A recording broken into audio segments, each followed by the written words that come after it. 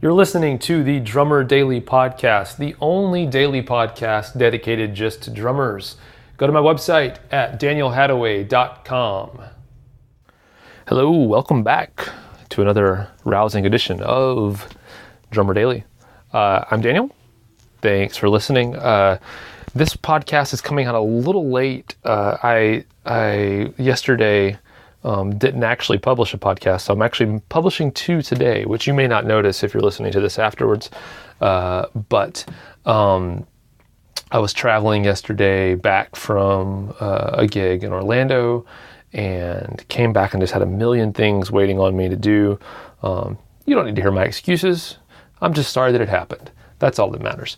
But I am back now, and I am so pumped today because as I record this, my new drum kit from A&F Drum Company is out for delivery. So at any moment, the FedEx truck will be arriving, and it'll be like Christmas for me. I'm so pumped. So if you don't already follow me, I'll probably end up posting some photos. I know I'll end up posting photos to my Instagram account, which is instagram.com/DanielHadaway. And I'll be posting lots of photos of this. I'm so excited. It comes in just in time because tomorrow we have production rehearsal for the All Sons and Daughters tour. And then right after production rehearsal, we are loading up the box truck, and that's going out ahead of us out to the West Coast where we'll start our tour next week. So I literally will get the drum kit today. I will get a chance to play it in a rehearsal tomorrow, and then I will say goodbye to it for an entire week, or about an entire week, until I will meet it again thousands of miles away and be reunited with my beloved drum kit. But that's actually what I wanted to talk to you about today, because I understand, I post a lot of videos. I've already gotten I got my snare drum from A&F a week or so ago, and I've posted about that. And I had some drums from them that I've borrowed, and I've posted videos of that. And people are commenting saying, "Oh, that's so awesome! That sounds great. How much does it cost, or where can I find out more about it?" And I'll send them that. And these are professional pieces of, I would say I love A&F so much. They're like works of art. So obviously these drums are priced like that. They're priced for people who are professionals, and their tools they use a lot and get a lot of use out of, and the value's there for them to spend a lot of money on them. And also, there's a premium you pay for the work of art that it is, and all the time and effort that goes into these being made by hand. And so people will go find out what they cost or whatever, and they're like, "Oh, well, I can't afford that. So good for you. Enjoy the drums. I'll just keep playing whatever I've got." And that's what I see a lot, what I hear a lot. So I wanted to kind of talk about that because I think drummers, we're not any different than I like every guitar player I know is like this, but we're not any different than anybody else. In that we get the what's it called, like shiny new toy syndrome or gear acquisition syndrome. The idea that one more piece, that new piece of gear, that new snare drum, that new cymbal, whatever that thing is really going to, make us sound amazing, take us to the next level. Which really is never the case. And I know we probably all know that buying a snare drum is not going to make our playing better, or buying a new drum kit's not going to make our playing any better. But we I've talked about it before. When your drums sound good, I think it's easier to play better when you know that you sound good, or you hear yourself, and the quality of the sound coming out is better. So what I wanted to talk about today, just really quickly, is just the idea that this kind of theory that I have about drums and the sounds you can get from your drums. And this is based on I've been playing drums for over 25 years now.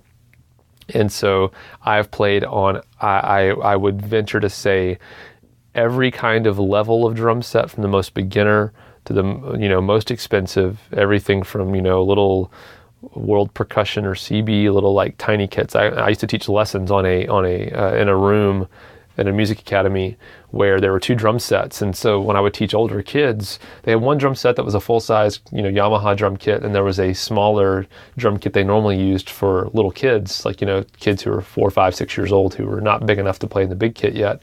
And so when I had older kids, like 11 or 12 years old, who were big enough to play on the big kit, I would sit at the tiny kit and look like a clown behind a tiny drum kit. So I've played really, really cheap, tiny drum kits, and I've played, Craviotto and like these A&F drums and, these crazy custom drums and DWs, which I know not all of them are expensive, but you know what I mean? I've played everything. And here's what I can tell you about nice drums or nicer gear. And that is this. Now, this doesn't apply to cymbals because you can't do much with cymbals. They sound how they sound. But as far as drums go, I believe that any drum that you can buy at a store, unless it's like, something you made in your garage and you've never made a drum before and you're just messing around, I believe that any drum can be, through tuning and using the right heads and playing it correctly, I believe that any drum can sound about 80% of as good as you want a drum to sound. I believe that any drum has the capability of getting to that level where you are 80% satisfied. And the other side of that is that I actually believe that that expensive drums and nice drums and anything else you get really will improve your sound about that other 20%. So it's, 20% is not nothing. That's a good bit still, but 4/5 of the way there you can get with whatever you have right now. And so what I would challenge you with is to first look at the sound of your drums that you've got and ask yourself, am I 80% happy with how they sound? And I'll tell you this, 80% is like, I would say 50-50. 50% happy is they're acceptable. I'm okay with it. It's not causing me any anger. And then above, so 80% is pretty happy. It's like 80% would be you saying, I think it sounds pretty great. I could see where it might, a little improvement here. The tone of this thing is a little off, or it's not quite as resonant as I like, but it sounds pretty good. That's 80% to me. And I believe that any drum can get to that level. And then the other 20% is just details. And many people, especially non-musicians, won't even know the difference between, whatever you've got in these really expensive drums.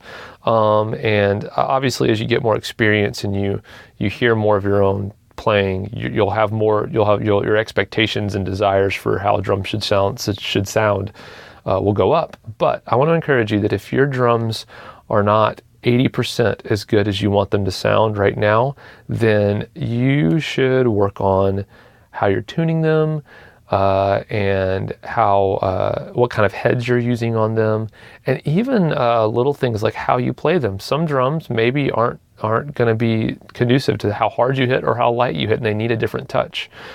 So think about that when looking at your gear and trying to get there. I think that most people can be happy with what they have if they are willing to put a little time and effort into it.